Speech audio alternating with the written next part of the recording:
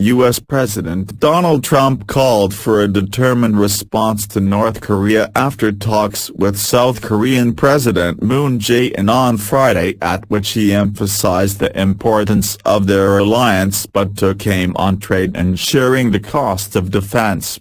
Trump said the United States was renegotiating what he characterized as a rough trade deal with South Korea agreed to 5 years ago by his predecessor, Barack Obama, and reiterated that an era of strategic patience over North Korea's nuclear and ballistic missile programs had ended.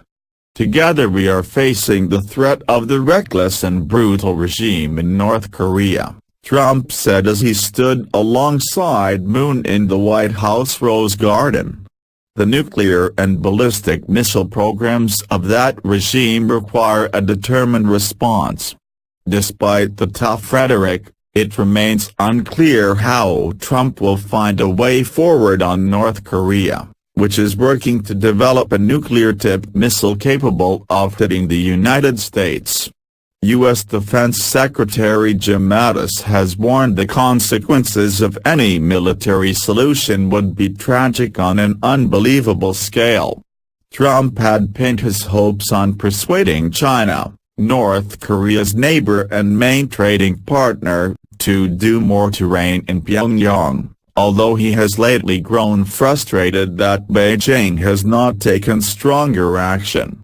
Trump called on regional powers to implement sanctions and demand North Korea choose a better path and do it quickly.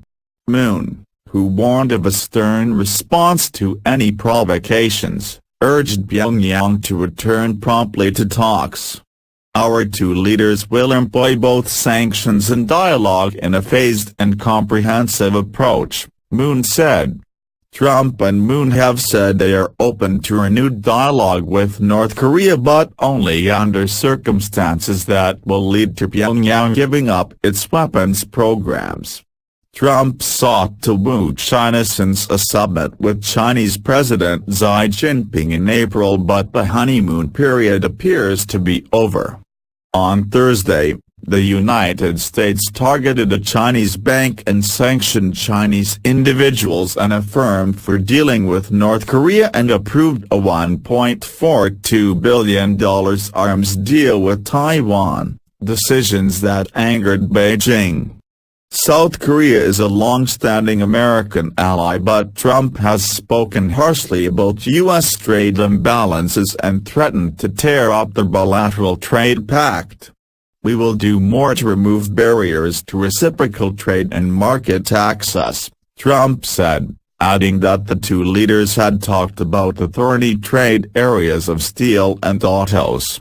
Trump said he was encouraged by Moon's assurances that he will work to create a level playing field for American workers and businesses, particularly automakers. Bonnie Glazer, senior advisor for Asia at the Center for Strategic and International Studies think tank, said it was unwise for Trump to air the trade issue so publicly. Public complaints by Trump about unfair trade and inadequate defense spending provide opportunities for China and North Korea to drive a wedge between the allies, she said.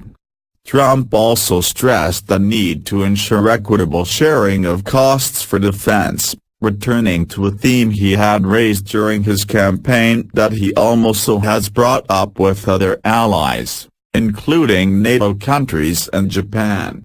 A senior U.S. official briefing before the president's meeting with Moon said South Korea was in many respects a model ally, given its spending of 2.7% of GDP on defense and Moon's plan to grow capabilities.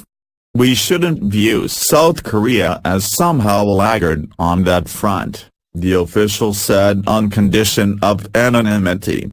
The U.S. goods trade deficit with South Korea has more than doubled since the Characterized Pact took effect in 2012, from $13.2 billion in 2011 to $27.7 billion in 2016. It was forecast to boost U.S. exports by $10 billion a year, but they were $3 billion lower in 2016 than in 2011. At the start of Friday's talks, U.S. Commerce Secretary Wilbur Ross said the largest component of the deficit was automotive trade and that many non-tariff barriers to U.S. auto exports to South Korea remained. I think the way to address it is to deal product by product with what we can do to change the export side and what we can do to reduce the bad import side, he said. Ross said later on Friday that some progress had been made in the talks.